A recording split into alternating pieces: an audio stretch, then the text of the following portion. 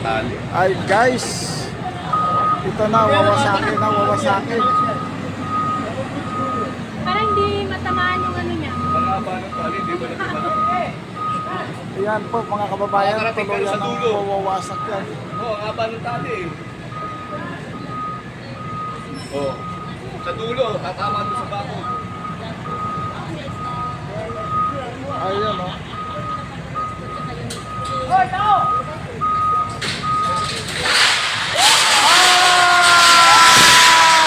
Grabe, grabe, grabe mga kababayan natin. Grabe. Wala.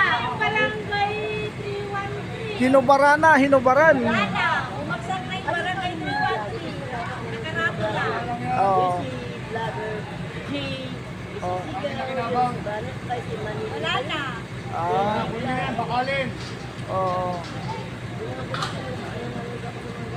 Grabe oh. Wala na ang pangalan. Wala na. Wala na yung Joel Chua kung mga tinanggal. Una. Unang tinanggal yun eh, wala lamang gigibayin. Oh. Sino nagtanggal? Siyempre sila. The Francis Gray. Sir Francis, no? Ayan, winasak na yung logo. Hinubara na. Lubaran ng barangay. Ayan, mga kababayan natin. Bakal ba yan? Ang laki ng kinita sa barangay. 19 million. Hindi naman pera ng barangay yan, sir. Pera ng... Ang bayan. Oh, pera ng... Ibig sabihin malaki kinita nila. Oh, Parang kumbaga confidential, parang pork barrel. oh. Pera ng taong bayan pa rin. Pero ginawang instrumento siguro na ipadaan sa kanya. Ayan po mga kababayan natin. Oh.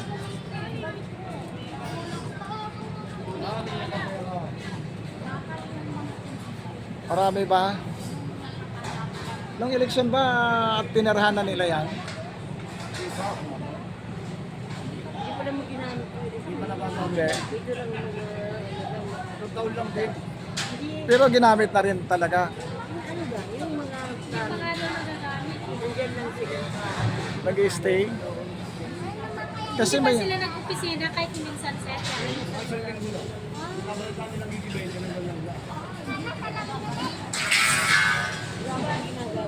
Nagamit talaga ng one week. May nagsusumba pala rito. Oh, sinasaratong kalsada.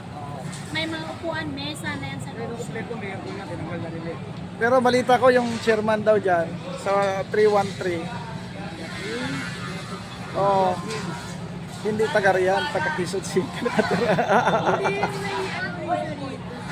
Mayroon siyang bahay. Sa kabilang barangay. Oo.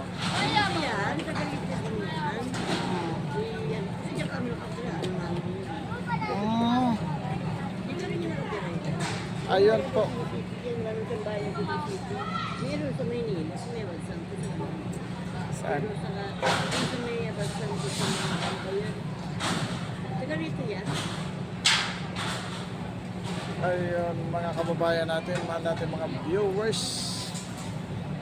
May kami kalab shoutout sa inyong lahat-lahat. Nilong ng mga kabayan. Ayun po mga kababayan natin, nahubaran na.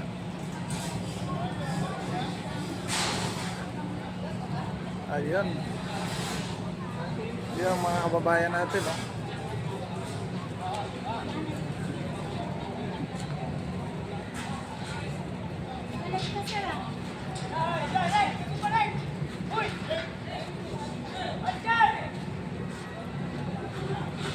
Big love shout out sa inyong lahat-lahat na mga kababayan natin. Ayan sila, oh. Kaya itong lakas. Pagod na kayo? Ayan, di kaya ng isa. Ayan na. Siwarin lang yan. Isang ano, yan.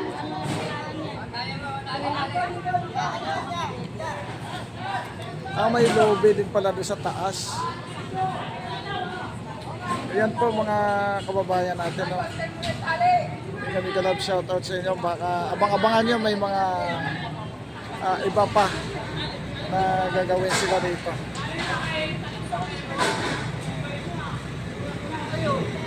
Ayan. Ayan, may kalab shoutout sa inyong lahat na ating mga viewers dyan. Luzon, Visayas, Mindanao.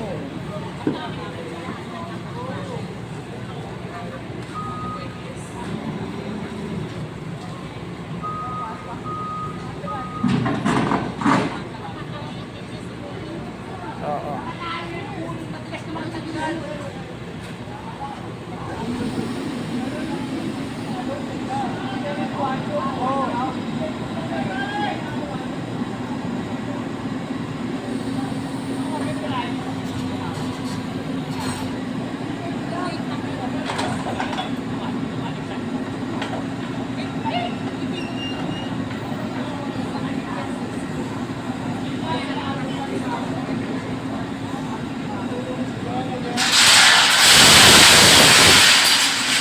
Puro pala bakal.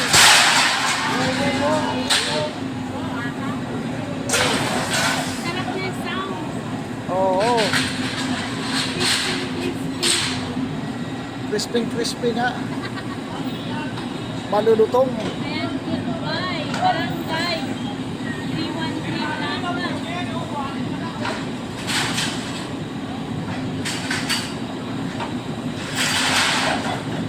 Ayan. Pala yun. Pinagdugtong-dugtong lang yan.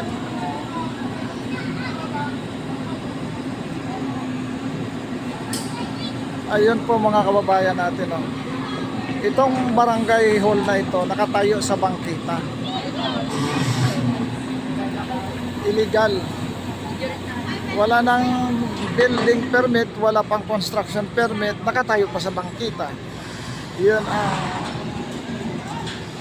sabi ni Yorme. Ayan. Mabigat pala yan.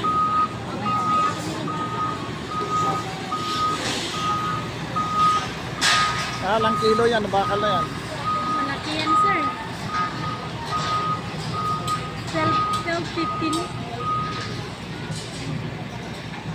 Solid na bakal ba? Ay hindi. May butas sa gitna. Kasi aesthetics lang ng building yan eh. Yung mga kwan lang yan ang building. Kumbaga sa palamuti. Ayan po yung ganap ngayong araw, mga kababayan.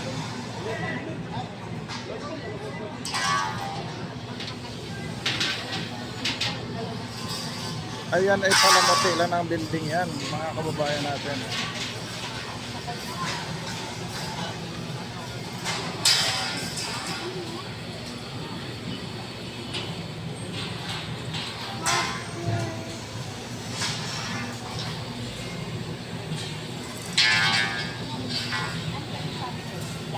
May kami shout out sa mga viewers natin yan nanonood sa pag-iba nitong barangay hall, no?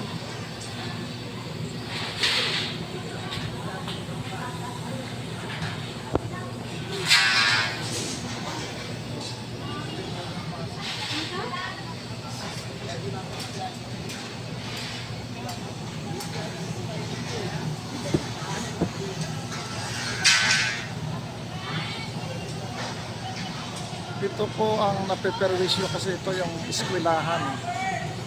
Ayan.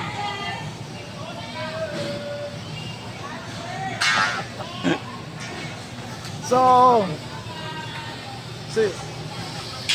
pag wala na ito, kitang-kita na sila dyan. Nakatungtong sa bangkita, ma'am. Ayan. Ma'am, bigas yung liver. Pag nakatungtong sa bangkita ang isang building, illegal. Ang bangkita ay para sa tao, hindi para sa building. Pag nakatungtong yung tao sa bangkita, sir. Legal yan. Legal. Huwag sa kalsada. Ayun sila kaya.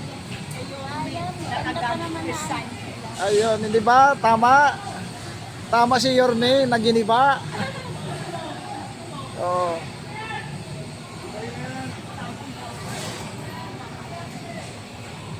Ayun, mga kababayan natin, oh.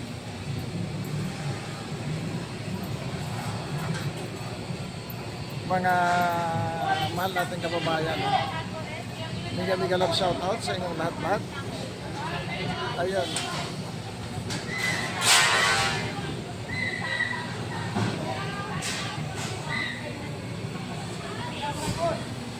Ayun, mga mahal natin kababayan, mega love shoutout sa inyong lahat-lahat.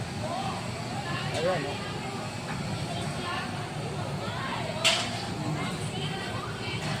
Wasak na, oh.